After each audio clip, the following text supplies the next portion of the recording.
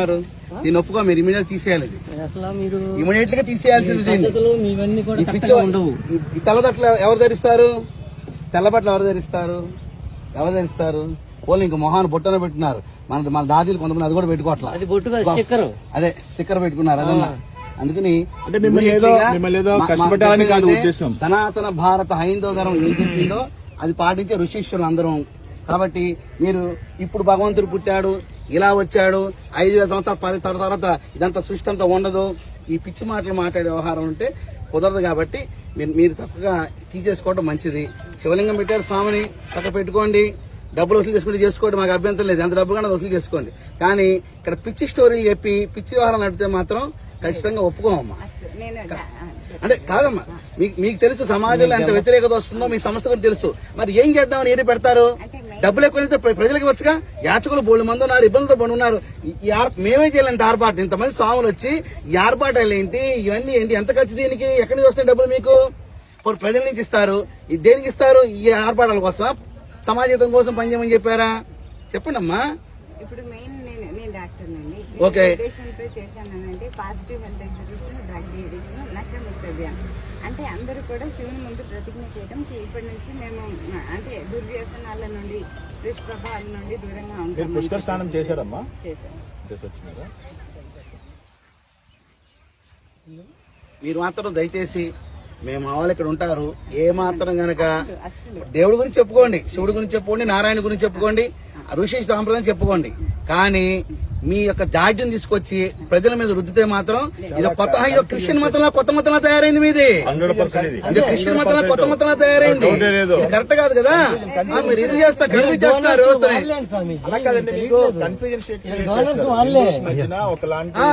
సంప్రదాయం తీసుకెళ్తా ఉన్నారు. ఎందుకంటే మేమేమో వేదాస్ ప్రామాణికంగా తీసుకుని చెప్తా ఉన్నాము, మీరేమో ఏదో మీ స్టోరీ లేదు చెప్తా ఉన్నారు. దానికి ఏమో వేద ప్రమాణం ఉండదు, ఏమీ ఉండదు, మీరు ఏదో చెప్పుకుంటా ఉన్నారు. దానివల్ల ఏంటంటే హిందూస్ లో ఇప్పటికే చాలా సాంప్రదాయస్ వల్ల డీవియేషన్స్ ఉన్నాయి. మళ్ళీ మీరు వచ్చేదో బ్రెయిన్ లోకి ఎక్కిస్తే ఉన్నది కూడా ఊడిపోయి వాళ్ళు. మేము గ్రామాల్లోకి వెళ్తున్నాం, పట్టణాలకు వెళ్తున్నాం, ప్రజల్లోకి వెళ్తున్నాం, లక్షల మంది కలుస్తున్నాం. అసలు హిందూ ధర్మం నుంచి పక్కదారి పడుతున్న వ్యవస్థను తిరిగి పునరాగమనం ద్వారా మేము కష్టపడి తీసుకొస్తుంటే మీరు వాళ్ళలో దూరి అయోమయం గురి చేసి ఎటెల్లాలో తెలియకుండా నారాయణ ఫోటో పెడతారు, శివుడు పెడతారు. కానీ చెప్పేదంతా మీ గొందరగోళం విషయం చెప్తారు. మీరు అది ఎలా కుదురుతుంది?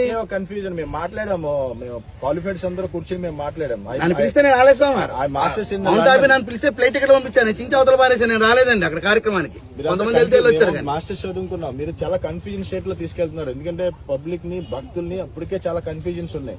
మళ్ళీ మీరు కొత్త కన్ఫ్యూజన్ తీసుకెళ్లి వాళ్ళని అసలుకి ఏమి బాబు వద్దురా బాబు మేము అంటున్న పరిస్థితి తీసుకొస్తున్నాం. అందుకని మీ ఫిలాసఫీ ఏం చెప్పకుండా దయచేసి ఇట్లాంటి విగ్రహారాధన నేర్పించి వాళ్ళకి ఫిజికల్ ప్రాక్టీస్ నేర్పించండి. మీరు డాక్టర్ కదమ్మా, ఏది కావాలంటే చేసుకోండి, ఏది కావాలంటే చేసుకోండి. కానీ మీ యొక్క సిస్టమ్ మాత్రం ఇక్కడ ప్రవేశపెట్టబాకండి. రేపు కలియుగాంతం ఇలా అయిపోతుంది. ఎందుకు అవుతుందండి? పని లేదా, పని పాడలేదా?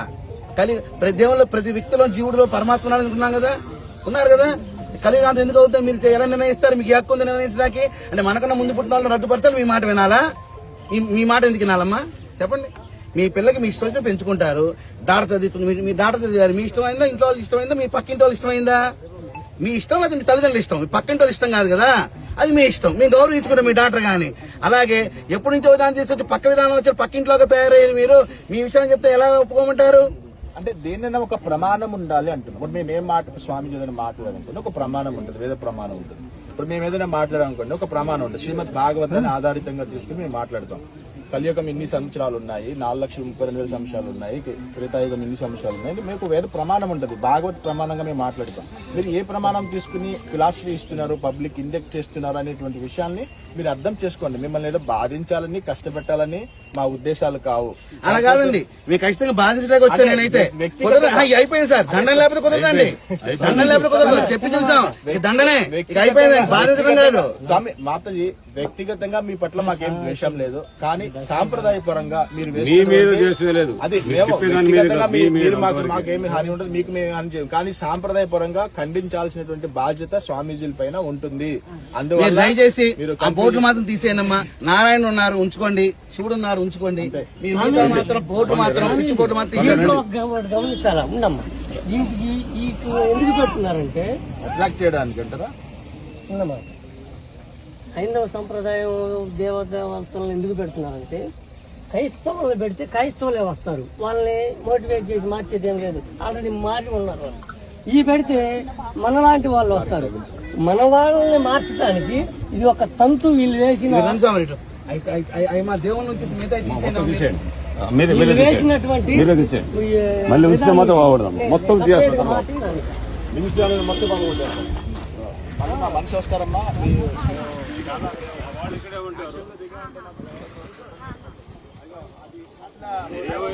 ఎక్స్ప్లెయిన్ చేయండి నాకు. మీరు రండి. అగో ఆ సిస్టమ్ ఎక్స్ప్లెయిన్ చేయండి నాకు. చూడండి మధ్యలో అది పెద్ద స్ట్రాష్ ఇవన్నీ తీయాలమ్మా. ఈ కన్ఫ్యూజన్స్ అన్ని తీయాలి. చోటేశ్వరమ్మ నారాయణ కింద ఉన్నారు, ఆయన పైన ఉన్నారు. జీసస్ గారు. ఇది ఎందుకమ్మా?